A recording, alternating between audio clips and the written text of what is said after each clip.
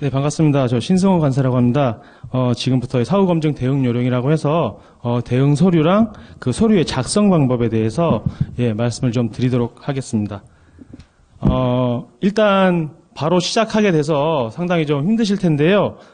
앞에 보시고 뒤에서 제가 이렇게 지나가면서 보니까 이렇게 자리 보고 계신 분들이 많던데 앞에 보시면서 그냥 이런 서류를 요청하는구나라고 보시면 될 것 같습니다. 저희가 무언가에 대해서 학원처럼 교육을 해드리기 위한 것도 있지만 앞에 보시면서 같이 교감하면서 들으시는 게 더 좋기 때문에 조금만 더 힘드시겠지만 1시간만 좀 집중을 해주셨으면 좋겠습니다. 이게 마이크가 지금 안 빠져가지고 제가 좀 움직이면서 할 수가 없는데 일단은 검증을 위한 대응 서류 목록이라고 해서 한미 FTA 검증 서류와 한 EU 검증 서류를 예를 들어 놨습니다. 실제로 이런 서류들이 다 있어야 된다라는 거고요. 많은 분들께서 유선이나 많은 분들께서 한 EU FTA랑 한미 FTA 협정을 위한 검증 때 서류들이 다른가에 대해서 상당히 궁금해하시는 경우가 많은데요. 한미 FTA와 한 EU FTA, 물론 직접 검증과 간접 검증이라는 아주 상징적인 FTA이기 때문에 말씀을 드리는 거지만 사실상 이 두 FTA에서 필요로 하는 서류는 동일합니다. 검증 때 제공해야 되는 서류는 동일하다. 왜 그럴까요? 왜 한 EU와 한미 대표적으로 직접 검증과 간접 검증의 서류가 동일할까요? 검증 시에 요청하는 서류는 과연 물품이 한국산이 맞느냐를 놓고 우리나라 세관 또는 미국 세관에서 검증을 요청을 하게 됩니다. 그렇다고 한다면 한 EU FTA에서 말하는 검증 서류와 한미 FTA에서 말하는 검증 서류가 기본적인 어떤 맥락은 다를 수가 없습니다. 이거는 한 EU와 한미뿐만 아니라 모든 FTA가 다 동일합니다. 즉 왜냐하면 원산지 판정 자료를 검증을 하기 때문에 그렇습니다. 그래서 직접 검증인 한미 FTA에서 말하는 요청 서류와 간접 검증인 한 EU FTA에서 말하는 서류에 대해서 하나씩 한번 비교를 좀 해보겠습니다. 미국 세관에서 요청하는 서류는 가장 기본적으로 BOM이라고 하는 Bill of Materials라고 하는 원재료 명세서를 요청을 하고 있습니다.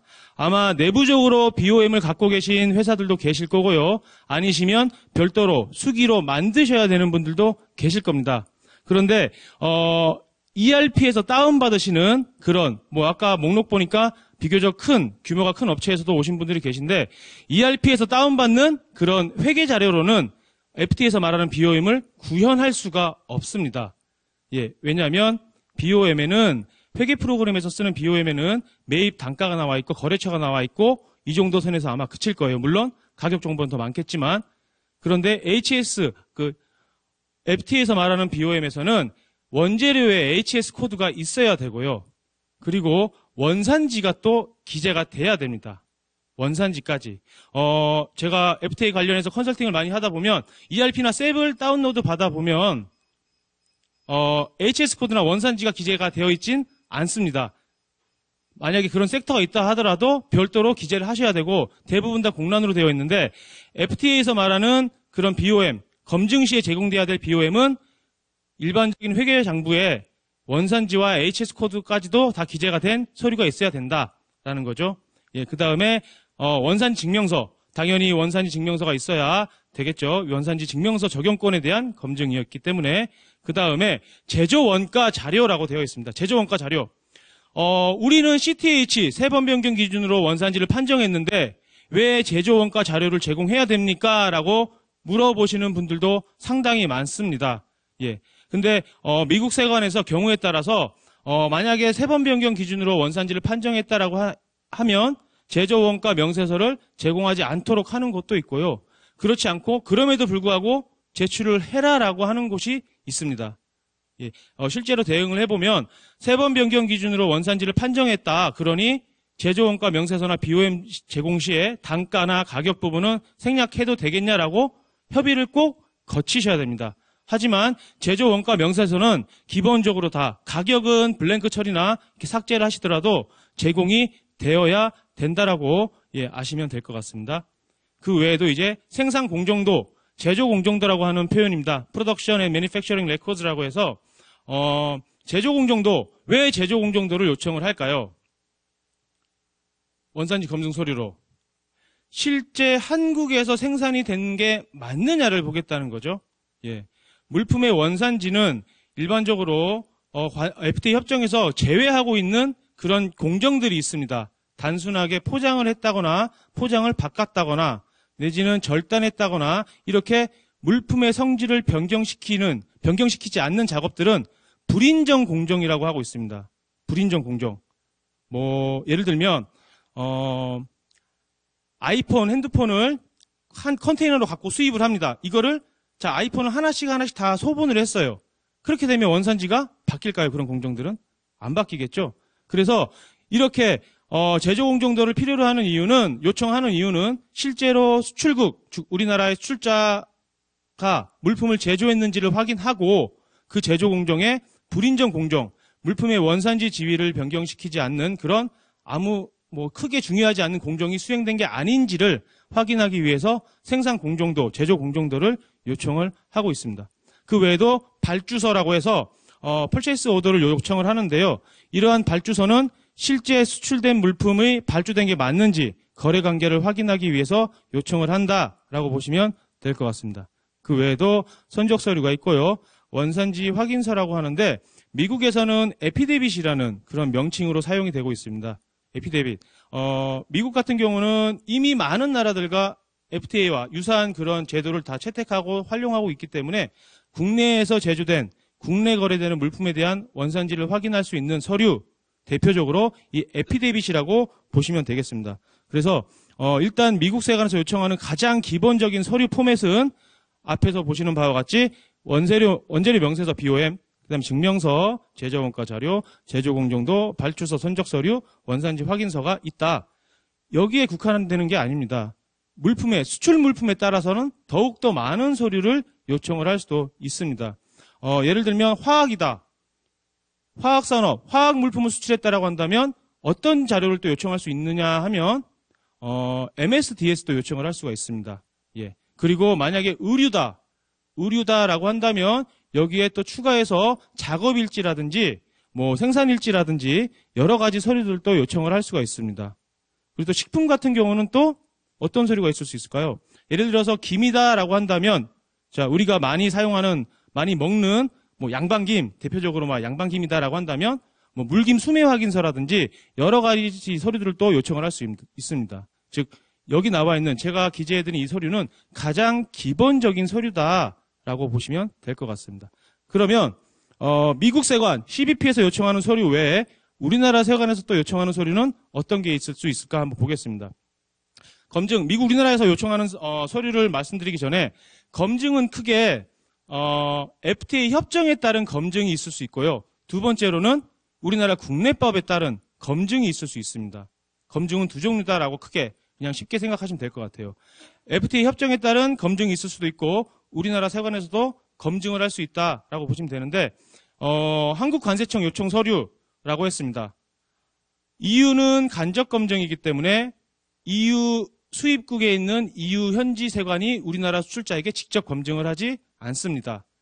예를 들어서 우리나라에서 프랑스로 수출한 물품이 있다라고 한다면 그 프랑스 세관에서 우리나라로 수입된 이 물품이 원산지가 한국이 아닌 것 같은데 라고 의심이 들면 물론 앞에서 설명을 드리셨겠지만 우리나라 세관에 이제 검증 요청을 하게 됩니다. 예, 어떤 물품, 언제 수입된 어떤 물품에 대해서 좀 검증을 좀 해봐라 라고 하게 되죠. 그때 우리나라 한국관세청에서 요청하는 서류가 바로 우측에 나와 있는 이런 서류들이다라고 보시면 될 것 같습니다. 보시면 원산지 증명서 사본과 원산지 증명서 발급 신청 서류라고 되어 있습니다. 원산지 증명서 혹시 발급해 보신 분 계십니까? 원산지 증명서. 상공회의소나 유니패스를 통해서 원산지 증명서를 발급해 보셨다. 아마 계실 거라고 보는데요. 원산지 증명서 발급 신청하시려면 마찬가지로 어떤 서류 제공돼야 됩니까? BOM 제공돼야 되고요. 원산지 확인서 제공돼야 되고 제조공정도 제공돼야 되고요. 그 다음에 또 원산지 소명서 제공돼야 되고요. 아주 많은 서류들이 다 제공이 돼야 됩니다. 이런 서류들을 다 요청을 합니다. 왜냐? 원산지를 판정한 게 맞는지를 확인하기 위해서 수출자가 국내산으로 한국산으로 원산지를 판정하게 맞는지를 확인하기 위해서 이러한 원산지 증명서 발급 신청 서류를 제공을 한다. 즉 원산지 증명서 발급 신청 서류가 아니라 원산지 증명서 발급 판정 서류겠죠. 좀 더 정확히 말씀을 드리면, 왜냐하면 이유는 간접 검증이고 수출자가 자유롭게 원산지 증명서를 작성할 수 있기 때문에 원산지 증명서 판정 서류를 요청을 한다. 두 번째로는 수출 신고 필증, 기본적으로 제공되는 공문서입니다. 그 다음에 원재료 수입 신고 필증, 만약에 수출 물품을 구성하는 원재료 중에 수입한 물품이 있다라고 한다면 그 원재료 수입 면장을 제공하도록 하고 있습니다. 그리고 원가 계산서, 원재료 내역서, 공정 명세서. 예, 원가 계산서는 당연히 제조 원가 자료와 유사 똑같은 자료고요. 그 다음에 원재료의 생산 및 내역서와 공정 명세서는 제조 공정도와 아주 유사한 서류일 겁니다. 예, 그 외에도 원재료의 생산 및 구입 관련된 증빙 서류, 출납 재고 관리 대장, 기타 수출자가 원산지를 증명하기 위해서 활용한 서류들에 대해서 다 요청을 하고 있습니다. 보시면 표현, 서류의 명칭만 다소 상이할 뿐이지 두 서류가 유사합니다. 예. 그렇기 때문에 한미 FTA라고 해서 뭐 특별한 서류를 요청하는 건 아니다라고 보시면 될 것 같고요. 미국으로 수출하지만 이걸 만약에 내가 또 EU로도 수출할 거다라고 한다면 간접 검증 시에 어떤 서류를 제공해야 되느냐? 바로 여기 나와 있는 이런 서류들을 제공해야 된다라고 보시면 되겠습니다. 예, 뭐 여담으로 말씀을 드리면 미국 세관에서 미국 세관에서 우리나라로 검증이 오는 것과 동일하게 우리나라 세관에서도 미국으로 검증을 나가게 됩니다. 예, 그러면 이제 얼마 전에 관세청 담당자분한테 얘기를 들었는데 미국에 있는 수출자가 미국 세관에 건의를 하기를 한국 세관에서는 너무 많은 서류를 요청을 한다라고 했다고 합니다. 예. 그런데 실제로 미국 세관에서 우리나라 수출자에게 발행하는 CBP 폼을 보면 전혀 적지가 않죠. 예. 사실 여기 나와 있는 서류는 기본적인 서류이기 때문에 그렇지만 아주 많은 서류들을 요청하고 있습니다. 양 국가 간에 동일한 내용을 가지고 서로 불만을 제기하고 어떻게 해야 간단한 서류를 좀 줄일까라고 하고 있지만 전혀 바뀌는 게 없는 것 같아요. 예. 그래서 이렇게 많은 서류들이 실제로 제공돼야 된다라고 보시면 될 것 같고요. 두 FTA 협정과는 크게 다른 게 없다라고 보시면 될 것 같습니다. 예, 그래서 한미뿐만 아니라 한EU가 됐건 뭐 어떤 서류, 어떤 FTA 협정이 됐건 요청하는 서류는 여기 보시는 바와 같이 기본적으로 동일하다라는 개념을 갖고 계시면 될 것 같습니다. 예, 앞에서 말씀만 드리면 이제 못 믿으실까봐 제가 몇 개 좀 발췌를 해놨습니다. 예, 보시면 14번에 아까 앞에서 CBP 폼에 대해서 아마 말씀을 들으셨을 거예요. 예, CBP 폼에 보시면 14번 항목에 보시면 CBP 오피서 메시지라고 해서 미국 세관 담당자가 수출자에게 요청하는 서류 목록에 대해서 쭉 나와 있습니다. 예, 보시면 아마 하단부에 나와 있을 텐데요. 뭐 여러 가지 서류들을 요청을 하고 있습니다. 뭐 CO라든지 BOM이라든지 코스트 데이터, 기타 뭐 생산 일지와 같은 그런 서류들을 30일, 요청일 이내로부터 30일 안에 제공을 해라라고 되어 있습니다. 예, 그 제기 기간에 대해서 서류를 제출해야 되는 기간에 대해서는 앞에서 아마 들으셨을 겁니다. 예, 그래서 미국 관세청에서 요청하는 서류는 원산지 판정 자료를 기본으로 하고 있고 여러 가지 BOM이라든지 코스트 데이터 등을 요청을 하고 있다라고 보시면 될 것 같습니다. 그리고 전술에 앞에서 말씀드렸다시피 산업군, 품목군에 대해서 조금씩 다 다를 수가 있다라는 거죠. 하지만 기본적으로는 다 이런 서류들이 구비가 돼야 된다라고 보시면 되겠습니다. 예, 이번에는 한국 관세청에서 요청한 사례입니다. EU FTA 관련해서 요청한 사례인데 스페인 세관의 원산지 검증 요청에 따라서 원산지 신고서의 유효성 및 원산지 결정 기준 충족 여부에 대해서 요청한 내용입니다. 실제로 있었던 사례이고요. 예, 원산지 결정 우측에 보시면 원산지 결정 기준 충족 여부 관련해서 쭉 많은 내용들이 나와 있습니다. 넘버를 보시면 아시겠지만 4-1번이기 때문에 엄청나게 많은 자료들을 요청하겠구나라고 우리가 유추할 수 있겠죠. 예, 그 중에서 가장 대표적인 것만 한 장을 발췌를 해놨는데요. 보시면 품목별 원산지 결정 기준은 이러이러한데 이를 확인했다면 어떤 방법으로 확인했습니까? 즉 원산지 판정 자료를 내놔라라는 내용이겠죠. 예, 그리고 확인자의 소속 직책 및 성명을 기재해 주세요. 이 내용은 왜 나와 있냐면 우리 한 EU FTA 원산지 증명서를 발행하기 위해선 인증 수출자라는 걸 받으셔야 되죠. 그렇죠? 6,000유로 초과하는 물품에 대해서는 인증 수출자만이 원산지 증명서를 작성할 수 있기 때문에 그런데 인증 수출자를 신청하실 때 원산지 전담자를 지정하시게 되죠. 그렇죠? 예, 원산지 전담자가 과연 맞는지를 확인하고자 하는 의미에서도 이런 걸 한번 확인한다라고 보시면 될 것 같고요. 만약에 지금 원산지 인증을 받으셨다, 인증 수출자다라고 하시면 인증 수출자를 받으신 인증 사항에 변경이 발생하면 즉시 인증을 부여한 세관에 내용을 신고를 하셔야 됩니다. 예, 만약에 신고를 하지 않는다, 원산지 관리 전담자였던 다가 퇴사를 했다라고 한다면 서명권자가 바뀌게 되는 거죠. 그렇죠? 예, 서명권자가 바뀌게 되면 원산지 증명서를 확인하는 자가 바뀌게 되기 때문에 수입국 세관에서 이를 만약에 가지고 검증이 나오게 되면 당연히 그 건에 대해서는 검증 대상이 될 수 있습니다.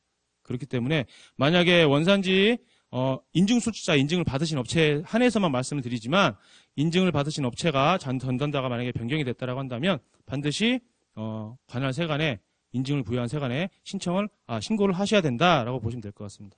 예, 그래서 이렇게 원산지 결정 기준 충족 여부와 관련해서 우리나라 세관이나 미국 세관이나 다 똑같은 서류를 요청을 하고 있다라고 보시면 되겠습니다. 그렇죠? 예.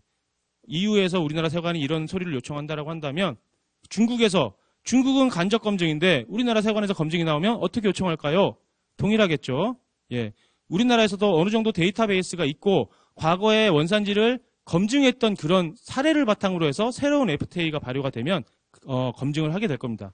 그렇기 때문에 이런 서류들이 다 제공이 되겠다라고 보시면 되겠습니다. 예, 뭐 한미 FTA뿐만 아니라 다른 FTA 협정에서도 활용하시면 좋겠다 싶어서 말씀드리는 거니까요.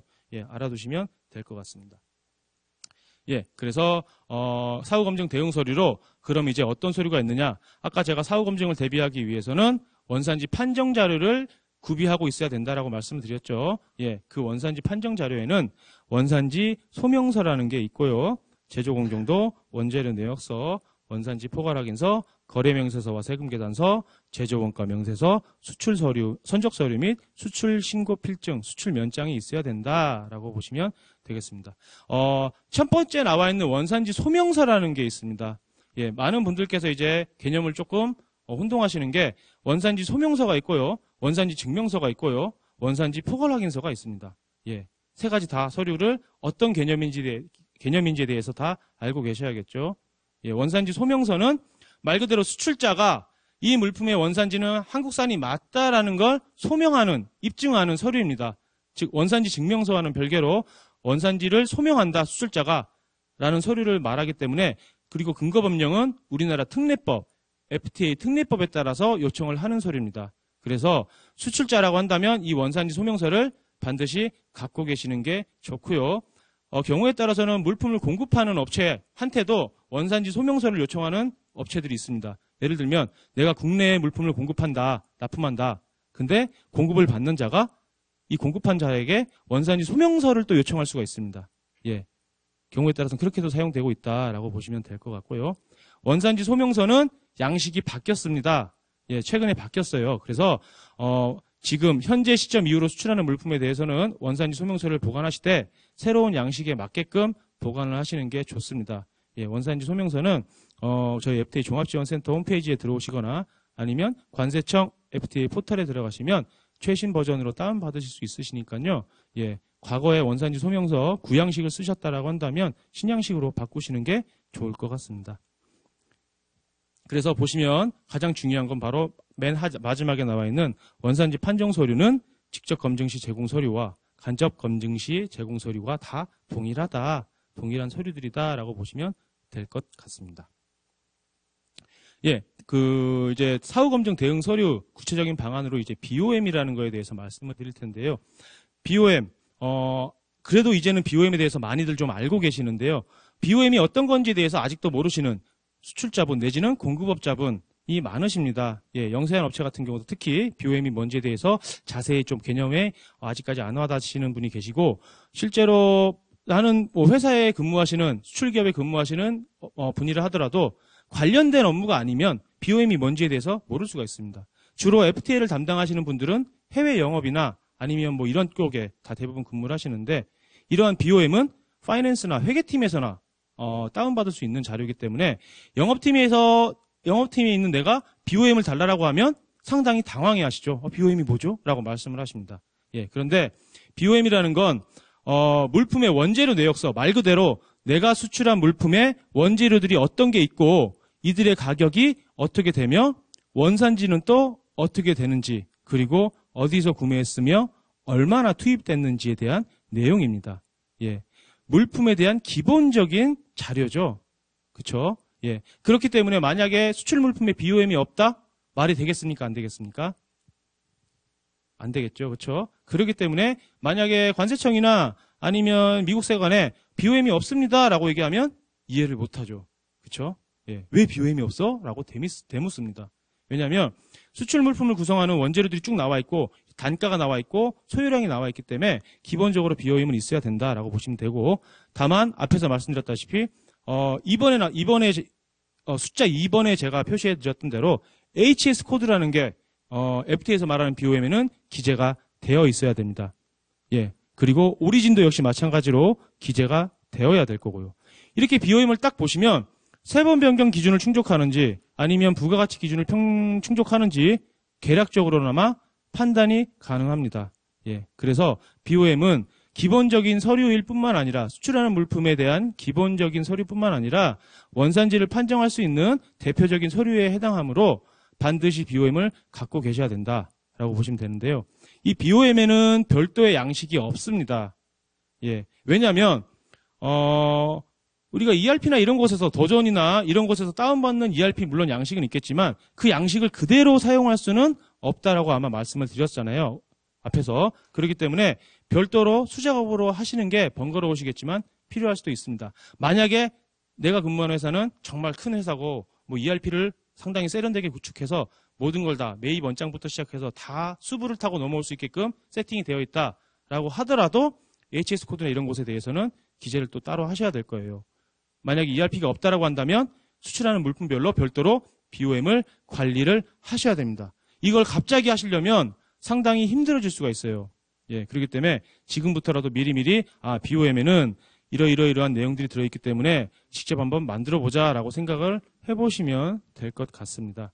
여기 나와 있는 BOM은 제가 임의로 만든 거기 때문에 꼭 이 양식에 맞추진 않아도 되지만 기본적으로 디스크립션, 원재료의 명세가 나와 있어야 될 거고요. 그 다음에 뭐 재질 나와 있어도 되고 안 나와 있어도 됩니다. 예, 그리고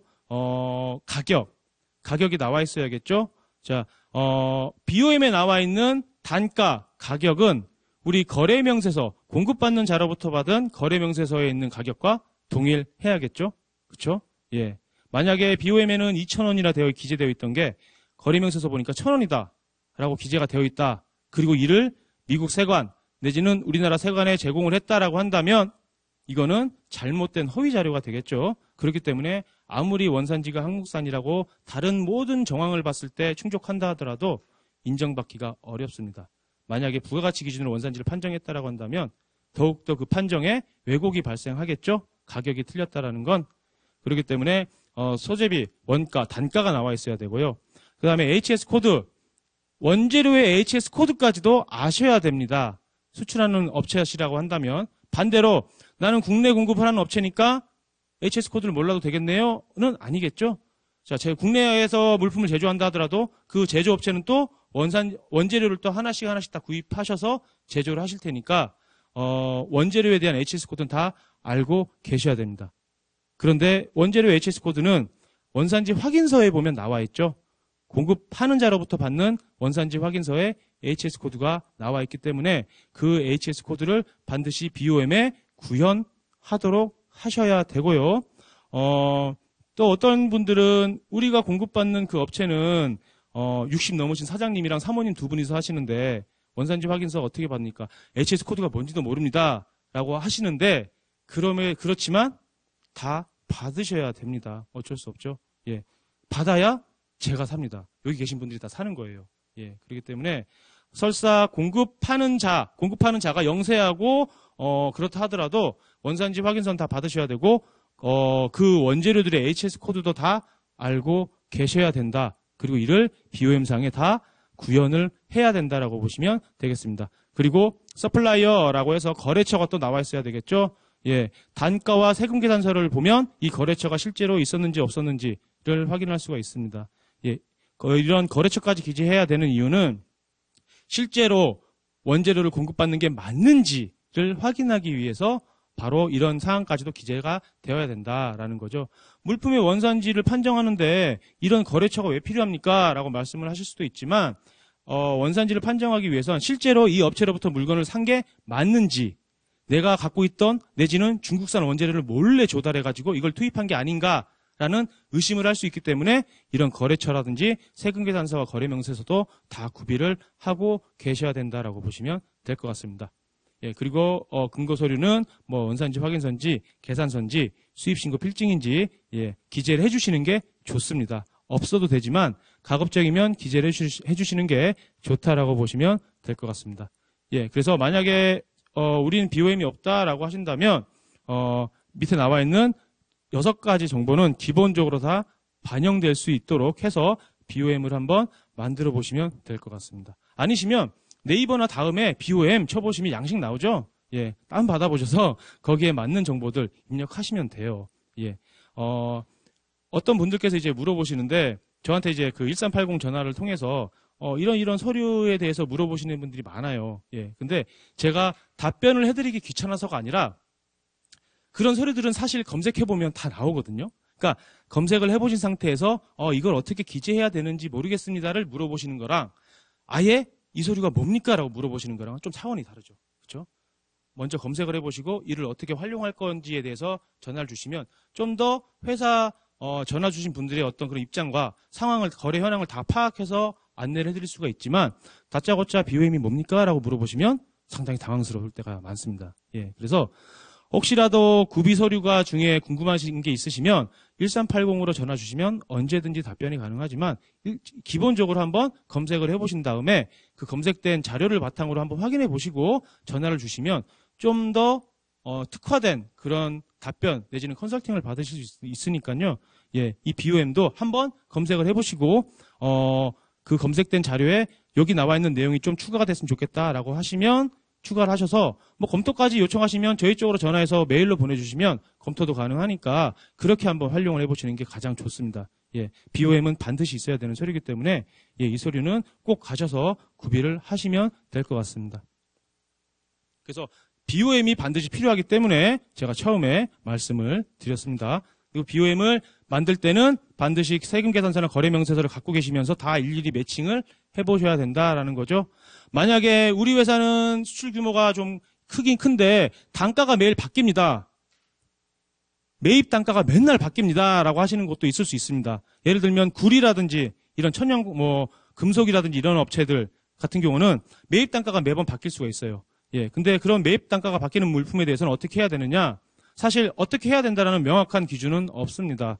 예, 그런 물품들은 뭐 여러 가지 회사에서 업체에서 사용하고 있는 회계 관리 프로그램, 회계 관리에 따라서 뭐 이동평균을 사용하시든 아니면 어떤 딱 정형화된 그런 회계 관리 방법에 따라서 관리가 되고 있다라고 한다면 그 방법을 사용하셔서 기재를 하시면 되겠습니다. 근데 사실 이 내용은 좀 깊은 내용이기 때문에 예, 뭐 궁금하신 점이 있으시면 나중에 5시 반 이후에 끝나고 나서 말씀을 여쭤보시면 될 것 같고요. 일단 기본적으로 이렇게 BOM이 제공이 준비가 되어야 된다라고 보시면 되겠습니다. 예, 그리고 두 번째로 이제 제조원가 명세서입니다. 제조원가 명세서도 있으신 곳이 있고 없으신 곳이 있고 그렇습니다. 예. 그런데 제조원가 명세서는 아까도 보셨다시피 미국 세관에서 요청하는 서류이기 때문에 만드셔야 되고 구비가 되어 있는 게 좋습니다. 미국 세관에서 만약에 10가지 서류를 요청을 했다라고 한다면 가급적이면 10가지 서류를 다 제공하는 게 수출자인 우리에게 좀 더 유리하겠죠. 예. 그 중에서 어느 한 자료라도 빠지면 이건 왜 자료가 없을까라는 생각을 할 수도 있고요. 또 기본적으로 실제 현업에 계시지 않는 관에 계시는 분들은 물품을 판매하고 마진을 남기는 이러한 그런 어떤 기업체에서 왜 BOM과 제조원가 명세서가 없습니까? 라고 되물을 수가 있어요. 예.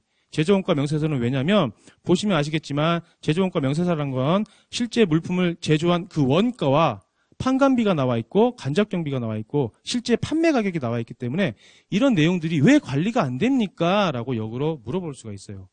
예, 하지만 그렇기 때문에 실제로도 준비가 돼야 되지만 기본적으로 다 준비가 되어 있어야 되는 서류이긴 합니다. 예, 그렇기 때문에 만약에 제조원가 명세서가 되어 있지 않다라고 한다면 오늘 가셔서 이 물품을 얼마에 샀고 그에 따른 판매비나 뭐 관리비나 기타 각각의 항목들이 얼마가 다 사용됐고 그리고 수출 내지는 판매하는 가격이 얼마다라고 별도의 관리를 하셔야 됩니다. 만약에 우리는 원가와 판매 가격만 안다. 그 중간에 있는 간접경비는 모른다라고 한다면 그냥 두 가지 사항만 기재하셔도 나머지는 다 같이 기타 비용으로 처리하시면 되는 거죠. 예, 그렇기 때문에 여기 나와 있는 뭐 직접 재료비, 직접 원가, 제조 원가, 총원가, 순원가 뭐 이런 가격들까지는 다 기재가 안 되더라도 적어도 원가와 그 다음에 내가 판매하는, 내가 수출하는 가격까지는 구분이 되어야 된다라고 보시면 될 것 같고요. FOB 가격이라고 나와 있는데 FOB 가격은 우리 수출 신고할 때 FOB 가격 쓰시죠? 예, 그 가격 쓰셔도 됩니다. 예, 뭐 FOB 가격이 과연 그 수출 면장에 나와 있는 금액이 맞느냐를 놓고 뭐 문제가 될 수도 있지만 일단 기본적으로 수출 신고 필증상에 나와 있는 FOB 가격이 여기 나와 있는 제조 원가에 사용하는 판매 가격이다라고 보시면 될 것 같고요. 이 FOB 가격에서 그 국내 운송 구간을 뺀 부분만큼이 바로 XO 가격이니까 EU 같은 경우는 XO 가격을 산정할 때 수출 신고 가격에서 국내 운송비만큼을 빼면 된다라고 보시면 되겠습니다. 예, 이런 국내 운송비나 이런 가격도 실제로 하나하나씩 다 건건이 다 판정하시게 되면 가격이 좀 달라질 수가 있겠죠. 예, 사실 그것도 좀 어려운 문제긴 한데 일단 기본적으로 FOB 가격과 XO 가격은 이렇게 산정이 되는구나. FOB 가격은 수출신고 필증상에 나와 있는 가격, 그리고 XO 가격은 그 수출 면장에 나와 있는 가격에서 국내 운송비를 뺀 나머지 금액이다라고 보시면 되고요. 제조 원가와 판매 가격만 알면 기타 그 외의 간접 비용은 산출이 되기 때문에 기본적으로 제조 원가 명세서는 갖고 계시는 게 좋다라고 보시면 될 것 같습니다.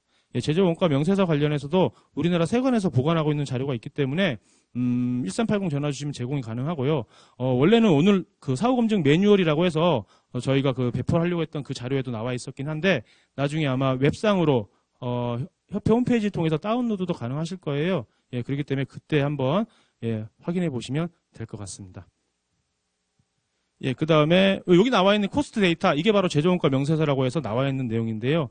뭐 재료비라고 해서 원산지비와 비원산지 재료비가 있고 노무비, 직접경비, 간접경비, 판관비, 뭐 이익, FOB 가격, RVC 기본적으로 이 정도까지만 보관을 하고 계셔도 충분하다라는 거죠. 만약에 나는 간접경비 모르겠다, 뭐 판매 가격, 간접경비 모르겠다라고 하면 원가에서 FOB 가격 뺀 나머지 그냥 하나의 셀로 툭 병합하셔가지고 기재해도 무방합니다. 예, 그렇기 때문에 이런 서류들을 갖고 계셔야 된다라고 보시면 되고, 재료비에서 원산지 재료와 비원산지 재료의 가격이 있습니다. 예, 아직까지도 많은 분들이 헷갈리시는 게, 이 물품 우리나라에서 산 게 맞고, 내가 그 공장을 잘 아는데요. 예, 이거 한국산 맞아요. 라고 하신다고 하면, 그 물품의 원재료비는 국내산 원재료비로 가야 될까요? 국외산, 비원산지 재료의 가격으로 가야 될까요? 비원산지 재료의 가격으로 가야 됩니다. 왜냐하면 원산지 확인서를 받으셨으면 국내산으로 갈 수가 있어요. 여기 나와 있는 원산지 재료비로 갈 수가 있습니다. 근데 만약에 원산지 확인서를 못 받았다라고 한다면 그거는 죽었다 깨나도 국내산 원재료비에 들어갈 수가 없어요. 계상될 수가 없습니다. 그래서 이거 우리나라에서 산 거 맞는데 왜 이게 비원산지 재료입니까? 오히려 되물으시죠. 예, 회계적으로 보더라도 만약에 그런 전표가 있거나 하면 얼마든지 영내산으로 잡을 수가 있는데 FTA에서는 안 됩니다. 왜냐하면 원산지 확인서가 없기 때문에 반드시 원산지 확인서를 받으셔야지 국내산으로 판정이 가능하다라고 보시면 될 것 같고요. 만약에 나는 지금까지 원산지 확인서를 한 번도 받아본 적이 없습니다 라고 하시는 업체가 있을 수도 있어요. 그렇다라고 한다면 내가 공급하는, 내가 제조하는 물품의 원재료는 다 알고 계실 거예요. 그렇죠? 예, 원재료는 다 알고 계실 겁니다. 어디서부터 어느 회사로부터 얼마씩 주고 다 사는지는 알고 계실 거예요. 그렇다라고 한다면 원재료비가 높은 원재료부터, 그러니까 가격이 높은 원재료부터 원산지 확인서를 다 받아두시는 게 필요합니다. 예, 그게 사후검증을 대비하고 이런 BOM을 구현하고 제조원가 명세서를 만드는데 가장 중요한 하나의 포인트입니다. 그래서 내가 수출하는, 내가 공급하는 물품의 원재료비를 가격 비율로 쭉 나래비를 세운 다음에 가장 높은 것부터 하나하나씩 받아 놓으시는 게 좋다라고 보시면 될 것 같습니다. 예, 그래서 이렇게 원가 명세서가 있어야 된다. 이 내용은, 이 자료는 EU 원산지 인증수자 신청할 때도 세관에서 요청하는 기본적인 포맷입니다. 예, 그렇기 때문에 갖고 계시는 게 좋고요. 원산지 확인서를 만약에 요청을 하시는데 그 업체에서 안 해준다라고 한다면 실무적으로는 사실 다 그렇죠. 다 공급받는 자가 기재를 해가지고 공급하는 자에게 도장 찍어줘라고 하시고 계신 업체도 많아요. 예, 근데 그렇게라도 하시는 게 안 하는 것보단 낫습니다. 예, 그래서 그렇게 하시는 것도 하나의 방법이니까 사실 요령이긴 하지만 안 되는 게 맞지만 그렇게라도 준비를 하시는 게 좋다라고 보시면 될 것 같습니다. 예, 그래서 그렇다고 한다면 이 원가 자료, 제조 자료는 왜 보관을 해야 되느냐라고 보시면 우리 FTA 협정문에는 다 이렇게 나와 있습니다. 나는 3번 변경 기준으로 원산지를 판정했는데 제조 원가며 BOM을 왜 제공해야 됩니까? 라고 말씀을 하실 수가 있는데 모든 FTA 협정에서는 다 이렇게 나와 있어요. 수출된 상품의 구매 비용 가치와 그에 대한 지불 자료, 그 다음에 기타 가격과 관련된 자료를 5년간 보관해라라고 나와 있습니다. 그리고 이를 수입국 세관 검증 당국이 요청이 있으면 제공해야 된다라고 규정이 되어 있습니다. 예, 그렇기 때문에 나는 3번 변경 기준으로 원산지를 판정했는데 왜 가격 자료를 제공해야 됩니까? 라고 하더라도 검증 그 기관에서 할 말이 있는 거죠. 우리 FTA 협정문에는 명확하게 나와 있기 때문에 요청할 수 있다라는 겁니다. 예, 그래서 요청을 할 수 있기 때문에 BOM이나 제조 원가 명세서는 구비가 돼야 된다라고 보시면 되겠습니다. 예, 그 다음에 이제 대응 서류 작성 방법 중에 제조 공정도입니다.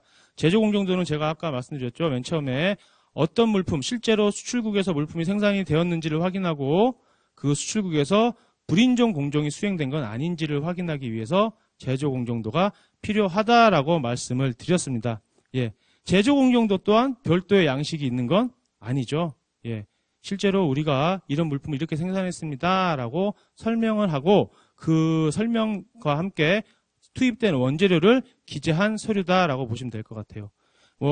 플로우 차트 형식으로 표현할 수도 있고요. 그리고 또 여러 가지 다양한 방법으로 제조 공정도는 표현을 할 수 있습니다.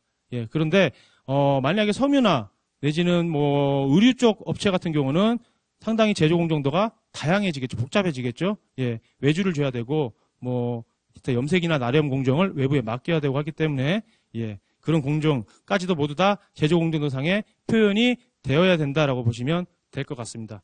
예, 그래서 이런 제조 공정도는 사진이 꼭 필요한 건 아니지만 미국 세관에서 내지는 우리나라 세관에서 볼 때 실제로 이 물품의 제조 공정이 어떠한지를 확인하고 물품의 성질이 변형되는 그런 가공이 우리나라 실제 수출국에서 이루어졌는지를 확인하기 위해서 사진까지 같이 첨부를 하면 좋다라고 보시면 되겠습니다. 예, 물론 여기 나와 있는 이런 내용들은 발표 자료용으로 사용하기 위해서 제가 만든 건데요. 이렇게까지 만들지 않으셔도 상관없습니다. 예, 그렇기 때문에 제조 공정도가 구비가 돼야 된다라고 보시면 될 것 같습니다. 예, 그래서 지금까지 BOM이 있어야 되고 제조 원가 명세서, 원가 자료가 있어야 되고 제조 공정도가 있어야 된다라고 또 말씀을 드렸습니다. 예, BOM은 가장 기본적인 서류라고 말씀을 드렸고 이런 BOM을 뒷받침하는 서류들이 제조 원가 명세서가 있었고요. 그 다음에 또 제조 공정도 또한 원산지를 판정할 수 있는 서류 중에 하나다라고 보시면 되겠습니다. 예, 이제는 원산지 포괄 확인서라는 게 있어야 된다라고 제가 계속 말씀을 드리고 있습니다. 예, 원산지 포괄 확인서가 무엇인지에 대해서 한번 보실 텐데요. 원산지 포괄 확인서와 원산 증명서 상당히 많은 분들이 헷갈려 하시고 도대체 어떤 거 어떻게 다른지에 대해서 말씀을 많이 하십니다. 유선상으로 상담을 받을 때도 원산지 증명서라고 말씀을 하시지만 실제로 표현하시는 걸 보면 원산지 확인서가 맞는 경우가 많고 하기 때문에 담당하시는 분들께서 개념이 헷갈리게 되면 다 헷갈릴 수가 있습니다. 그래서 명확하게 원산지 확인서와 원산 증명서가 어떻게 다른지를 확인하시면 되겠는데요. 우리 수출 물품에 대한 원산지를 증명할 수 있는 서류는 원산지 증명서겠죠. 그렇죠? 예. 원산지 증명서는 수출 물품의 원산지를 증명하는 서류다. 그러면 국내에서 거래되는 물품에 대해서 원산지를 확인하는 서류는 그게 바로 원산지 확인서다라고 보시면 될 것 같아요. 예, 제가 여러 차례 예를 들어 설명하는데 원산지 증명서는 여권이다라고 보시면 되고 원산지 포괄 확인서는 주민등록증이다라고 보시면 되겠죠. 예, 대외적으로 사용할 수 있는 수출 물품에 대해서 원산지를 증명할 수 있는 서류는 원산지 증명서가 되고, 수출 물품을 만들기 위해서 국내에서 거래되는, 공급되는 물품에 대해서 원산지를 확인하기 위해서는 원산지 포괄 확인서가 사용된다. 개념이 다르다라고 보시면 될 것 같습니다. 예, 그래서 원산지 증명서는 당연히 FTA 협정에 따라서 적용이 되고 근거 법령이 FTA 협정문이 되겠죠. 예, 그래서 원산지 증명서는 FTA 협정이 체결될 때마다 다 다르죠. 그렇죠? 예, 왜냐하면 근거 법령이 원산지 FTA 협정이기 때문에 우리나라에서 체결한 모든 FTA 협정마다 다 조금씩 상이하다라고 보시면 되겠습니다. 그런데 원산지 포괄 확인서는 국내법을 근거 법령으로 하고 있습니다. FTA 특례법을. 그렇기 때문에 FTA가 체결되더라도 전혀 상관없다. 원산지 확인서는 국내법에 따라 적용되는 국내 거래되는 원재료에 대한 원산지를 확인하는 서류니까 양식이 딱 정해져 있고 하나만 쓰인다. 근거 법령은 우리나라 관세 FTA 특례법에 따라 적용받는다라고 보시면 될 것 같습니다. 그래서 이러한 원산지 확인서를 받아두셔야 원산지 판정 시에 가장 유리하다라고 보시면 되겠죠. 원산지 검증을 실제로 저희가 도움을 드리다 보면, 컨설팅을 하다 보면 이러한 원산지 확인서만 좀 제대로 구비가 되어 있어도 상당히 큰 도움이 됩니다. 예, 그렇기 때문에 원산지 확인서란 걸 꼭 받으실 수 있도록 하셔야 되고, 기계류 같은 경우는 원재료 수가 막 정말 100몇십 개씩 들어가는 원재료들도 다 있을 수 있습니다. 예, 그런데 그런 물품들에 대해서 다 원산지 확인서를 받아야 됩니까? 라고 말씀을 하시는데, 받으면 좋죠. 그렇죠? 예, 모두 받아서 다 국내산 처리하면 깔끔합니다. 근데 그럴 수 없는 현실이니까 아까도 말씀드렸던 대로 가격이 높은 원재료 위주로 원산지 확인서는 다 받아두시는 게 가장 좋다라고 보시면 되겠습니다. 그리고 원산지 확인서, 원산지 포괄 확인서가 있어야 국내산 원재료로 인정이 가능하다라는 것도 꼭 알고 계시면 되겠습니다. 예, 그래서 원산지 포괄 확인서 양식입니다. 예, 이것도 역시 마찬가지로 다운을 받을 수가 있고, 실제로 확인 가능하신데요. 지금 그냥 대표적으로 기본적인 사항에 대해서만 좀 말씀을 드리겠습니다. 첫 번째로 발급번호란이 기재가 되도록 되어 있는데요. 발급번호가 없으면 원산지 확인서의 유효성을 인정받기가 어렵습니다.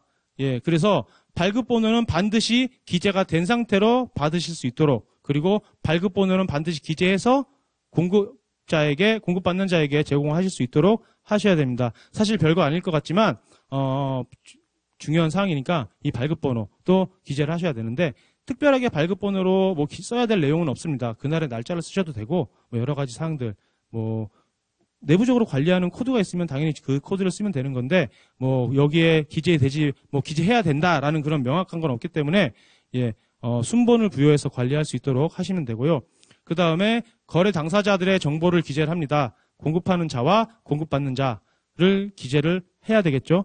이 원산지 확인서가 중요한 게 뭐냐면, 이 공급하는 자가 작성을 해서 자신이 하단에 서명을 합니다. 예, 즉 내가 이 물품의 원산지는 한국산이다라고 입증하는 서류이기 때문에 나중에 이 공급하는 물품의 원산지가 한국산이 아니게 되면 여기 나와 있는 서명권자, 즉 공급하는 자가 다 책임을 지겠죠. 예, 그렇기 때문에 공급하는 자는 특히 원산지 확인서를 작성할 때 조심하셔야 된다라고 보시면 될 것 같고요. 가장 중요한 게 또 이제 공급 물품에 대한 명세를 기재하는 나안입니다. 예, 3번 연번이 있고 적용 대상 협정이 있고 품목 번호가 있고 쭉 있는데요. 연번에도 역시 마찬가지로 별도의 기재돼야 될 번호는 없습니다. 예, 만약에 내가 ERP를 쓰고 있다라고 한다면 그 ERP 상에 나와 있는 그 원재료 넘버를 쓰셔도, 시리얼 넘버라든지 원재료 넘버를 쓰셔도 되고, 그게 만약에 없다라고 한다면 뭐 1, 2, 3, 4 이런 식으로라도 기재를 하셔야 됩니다. 예, 그리고 적용 대상 협정 쓰시면 될 것 같고요. 그 다음에 품명 규격 또 다 기재가 되셔야겠죠. 예, 품명 규격란에 기재된 사항과 거래 명세서에 나와 있는 기재 사항은 동일해야 입증할 때 유리하다라고 보시면 되겠습니다. 예, 다시 한번 말씀드리면 품명과 규격 사항은 거래 명세서상에 나와 있는 내용과 동일하게 작성하는 게 좋다. 예, 라고 보시면 될 것 같습니다. 그래서 원산지 결정 기준이 어떻게 되느냐? 세번 변경 기준인지 부가가치 기준인지 뭐 CTH인지 CTSH인지 뭐 CC 플러스 SP인지 여러 가지 사항들에 대해서 다 기재를 하셔야 되고요. 그 다음에 원산지 결정 기준 충족 여부란에 체크를 하신 다음에 원산지, 그리고 원산지 포괄 확인 기간이라고 되어 있는데요. 이 원산지 확인서는 원칙적으로 물품을 공급하는 때 작성하는 게 원칙입니다. 그런데 장기간 계속해서 동일한 물품을 거래한다라고 한다면 건건이 발행하는 게 어렵기 때문에 12개월의 범위를 기간을 정해서 그 기간에 공급되는 물품에 대해서는 이 한 장으로 처리를 하자라는 게 바로 포괄 확인 기간이 기재된 가장 큰 이유입니다. 예, 그래서 만약에 공급 거래가 계속 오래된다라고 한다면 여기 포괄 기간에 12개월의 범위를 기재한 다음에 한 장으로 처리가 가능하기 때문에 이 점도 역시 마찬가지로 잘 활용하시면 되겠습니다. 근데 이제 경우에 따라서는 수입 물품 원재료를 공급하는데 수입된 원재료를 가지고 공급하시면서 원산지 확인서를 요청할 때가 있어요. 그러니까 나는 물품을 중국에서 수입하는데 공급받는 자가 원산지 확인서를 요청합니다. 그럴 때는 원산지 확인서를 제공을 안 할 수가 없죠. 그렇죠? 요청을 하니까. 근데 그럴 경우는 수입된 중국산 원재료를 만약에 미국으로 수출하는 원재료를 사용하기 위해서 공급했다라고 한다면 원산지 확인서를 안 쓰셔도 제공하지 않아도 공급받는 자가 처리할 때는 동일합니다. 어차피 미상이기 때문에. 예, 비영내산이기 때문에 수입된 원재료를 그대로 공급하는 분께서는 원산지 확인서를 작성하지 않으셔도 공급하는 자는 전혀 문제가 없어요. 원산지 판정에. 그런데도 불구하고 요청하시는 사람들이 많은데 그럴 때는 어쩔 수 없이 여기에 미충족 쓰시고 원산지 중국이라고 쓰시면 되겠죠. 내지는 미상이라고 쓰시면 되겠습니다. 이렇게 원산지 확인서도 작성을 다 하셔서 보관을 하고 계시거나 아니면 공급받는 업체로부터 다 받아두셔야 된다라고 보시면 되겠습니다. 예, 그리고 이제 세금계산서 및 거래명세서입니다. 이런 가격 자료는 왜 보관해야 되는지에 대해서 앞에서 말씀을 드렸고요. 가장 중요한 건 거래명세표에 나와 있는 관련된 공급자, 거래 당사자 현황과 단가입니다. 단가.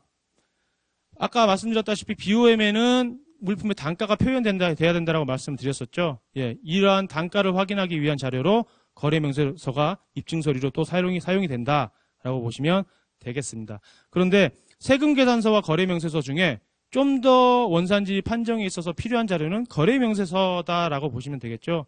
왜냐하면 거래명세서는 공급된 물품의 모든 품목의 개별 단가를 기재하지만 세금계산서는 그 업체와 거래한 썸 금액을 계산서로 발행하기 때문에 세금계산서만을 놓고 봤을 때는 이 물품의 BOM에 나와 있는 내용이 BOM에 나와 있는 단가가 맞는지를 확인할 수가 없습니다. 예, 그래서 거래명세서를 보면 단가가 나와 있기 때문에 잘 확인하시면 이런 거래명세서를 잘 구비를 하셔야 된다 보시면 될 것 같고요. 우리가 공급받는 세금계산서에는 단가가 다 나와 있습니다 라고 한다면 거래명세서 없으셔도 되겠죠. 예, 단가가 확인돼야 되니까. 왜냐하면 단가는 BOM에 구현돼야 되는 서류이기 때문에. 그리고 원산지를 3번 변경 기준으로 판정했기 때문에 BOM상의 단가를 표현하지 않았다라 하더라도 여기 나와 있는 거래명세서는 다 제공이 되셔야 됩니다. 여기 나와 있는 거래명세서, 여기 나와 있는 단가도 역시 마찬가지로 지워버리신 다음에 제공이 돼야 되겠죠. 예, 이러한 거래명세서는 실제 거래가 이루어졌는지를 확인하기 위함을 위해서 필요하고 또 BOM에 나와 있는 정보가 맞는지를 확인하기 위해서 필요한 서류다라고 보시면 되겠습니다. 예, 그리고 이제 네 번째로 원산지 소명서입니다. 여기 나와 있는 원산지 소명서 양식이 변경된 양식인데요.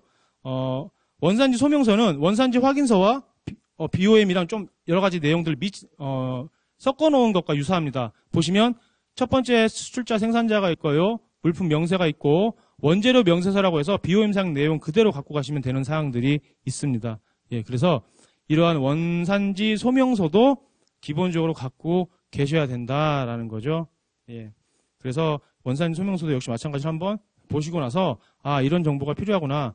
여기 보시면 원산지 소명서를 작성하기 위해서도 원재료 명세서라는 내용이 나와 있습니다. 수량이 나와 있고 단가가 나와 있기 때문에 이렇게 FTA 검증에서 사용하는 서류는 어느 하나만 딱 있다라고 해서 해결되는 게 아니라 여러 가지들을 서류들이 다 톱니바퀴처럼 하나씩 다 물려 있다라고 보시면 되겠습니다. 그렇기 때문에 검증이 좀 더 까다롭고 어렵다라고 보시면 되겠습니다. 예, 그래서 원산지 소명서도 역시 마찬가지로 있어야 된다라고 보시면 될 거고요. 예, 그리고 이제 마지막으로 사후검증 대응 서류에 이제 HS 코드 입증 서류가 있습니다. 사실은 어떻게 보면 HS 코드가 가장 중요한데요. 동일한 물품을 가지고 HS 코드를 분류하는 기준은 딱 정해져 있습니다. 전 세계적으로. 예, 그런데 이러한 적용 기준을 어떻게 실제로 활용하느냐에 따라서 새 HS 코드, 3번이라고 하는 HS 코드가 변경이 될 수 있는데요. 만약에 예를 들어서 수입국 미국 세관에서 이 HS 코드가 맞는지에 대해서 의문을 제기할 수도 있습니다.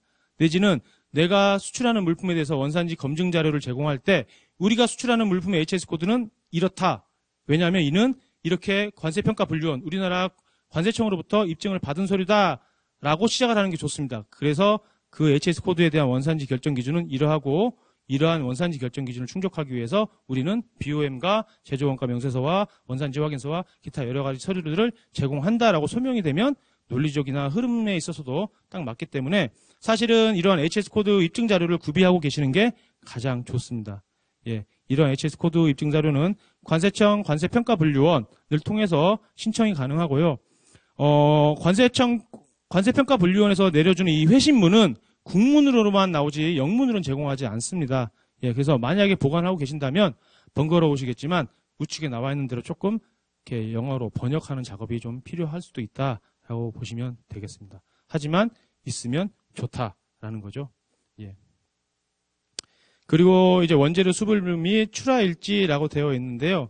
사실 수불부나 출하일지 같은 경우 원재료 수불부는 물품이 언제 들어왔고 얼마에 들어왔으며 언제 나갔는지에 대한 내용이 나와 있는 서류입니다.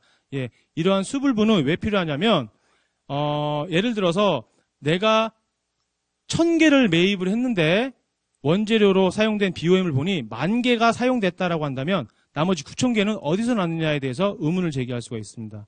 예, 그래서 일반적으로 수불부를 제공하면서 우리가 실제로 보유하고 있는 매입한 원재료는 이만큼의 수량이 되는데 이 중에서 일부가 물품에 활용이 됐다라고 소명하기 위해서 수불부를 요청할 수도 있고요.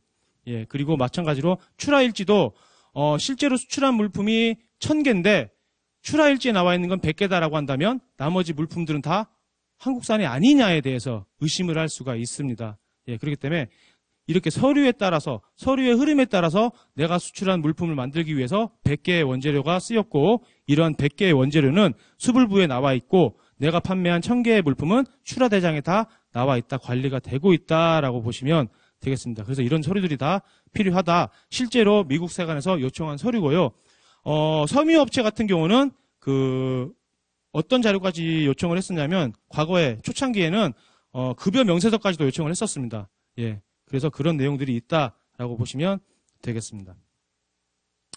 예, 그래서 사후검증 대응서류 작성 방법. 사실, 여러 가지 서류들이 나왔는데 이러한 서류들에 대해서 사실 하나하나씩 다 파고들어 설명을 드리려면 1시간이라는 시간이 많이 부족합니다. 예, 그런데, 이렇게 대응 서류를 그나마 조금 잘 작성하고 쉽게 원만하게 대응을 하기 위해서는 어떻게 해야 되냐. 사실 어떻게 보면 좀 이론적인 내용이긴 하지만, 일단 가장 중요한 건 거래 단계를 정확하게 파악하시는 겁니다. 예, 섬유나 의류 제품 같은 경우는 거래 공정이 상당히 복잡한데요. 이런 복잡한 단계를 어떻게 표현해서 설명하느냐가 가장 중요합니다. 예, 그래서 내가 만약에 이런 거래 단계를 정확하게 알지 못한다라고 하면 실제로 제조 공정들을 작성하거나 제조원가라든지 내지는 BOM을 작성하는데 상당히 혼란이 있을 수 있습니다. 그래서 섬유산업이나 또는 다단계 제조 공정을 거치는 품목군은 나는 비록 해외 영업부기 때문에 잘 모른다 하더라도 실제로 어떻게 물품이 제조되고 있고 어떻게 원재료를 매입하고 있고 어떻게 판매되는지에 대해서 명확하게 일단은 알고 계셔야 거래 단계별로 입증 서류를 구비할 수 있다라고 보시면 될 거고요. 그리고 수출 물품의 품목 분류 HS 코드에 대해 정확성을 높이셔야 됩니다. 왜냐하면 HS 코드가 어떻게 분류되느냐에 따라서 원산지 결정 기준이 다 다르고 입증 서류가 달라질 수도 있기 때문에 내가 수출하는 물품, 내가 공급하는 물품의 HS 코드가 과연 맞는지를 확인을 꼭 해보시는 게 필요하다라는 거죠. 내가 여태까지 A라는 HS 코드로 원산지 확인서를 작성하고 있었는데 이게 알고 봤더니 B였다. 그럼 과거에 내가 발행했던 서류는 다 잘못 발행인 허위 서류가 되게 되는 거죠. 예, 물론 제가 드리는 말씀은 좀 과한 것도 있지만 겁을 드리려고 드리는 말씀은 아닙니다. 예, 그러니까 오해는 하지 마시고 다만 HS 코드를 명확하게 해서 원산지 확인서상에 기재할 필요가 있다라는 거죠. 해야 될 사항들에 대해서 확인을 하시고 1380을 전화하셔서 저희 쪽으로 연락을 주시면 저희가 사후 검증, 기존에 과거에 진행했던 그런 축적된 노하우를 바탕으로 해서 검증에 대응할 수 있도록 원만하게 대응할 수 있도록 도움을 드리고 있으니까요. 예, 이렇게 지원 기관 저희 1380을 활용하시면 예, 좋을 것 같습니다. 다만 앞에서 보셨던 그런 자료들이 아무것도 구비가 되어 있지 않다라고 한다면 미국 세관에서 요청하는 기간 내에 제공이 힘들 수도 있기 때문에 앞에서 말씀드렸던 BOM이라든지 제조 원가 자료, 그다음에 세금 계산서, 거래명세서, 그다음에 또 원산지 확인서 이런 서류들은 가급적이면 다 구비가 될 수 있도록 최대한 준비를 해주시는 게 검증을 위해서 가장 좋은 방안이다라고 보시면 될 것 같습니다. 예, 보시면 아시겠지만 사후 검증을 대비하기 위해서 미국 세관도 그렇고 우리나라 세관도 그렇고 확인하는 서류는 실제적으로 와서 그 확인을 하거나 내지는 눈으로 보는 게 아니라 실제로 서류의 흐름에 따라서 다 확인을 하고 있습니다. 그만큼 서류라는 게 상당히 중요하기 때문에 어느 하나 BOM이라든지 아까 말씀드렸던 그런 서류 중에 어느 하나라도 누락되게 되면 그 다음 서류들 예를 들어서 거래명세서가 없다라고 한다면 BOM에 나와 있는 단가는 확인이 곤란할 것이고 그렇게 되면 우리가 수출한 물품의 원산지를 판정함에 있어서 내지는 검증함에 있어서 상당히 어려움에 처해질 겁니다. 그렇기 때문에 하나하나 개별 서류가 모두 다 맞물려서 다 원산지를 판정하기 위해서 필요한 서류다라고 보시면 될 것 같고요. 검증에 필요한 서류는 곧 원산지 판정에 필요한 서류다.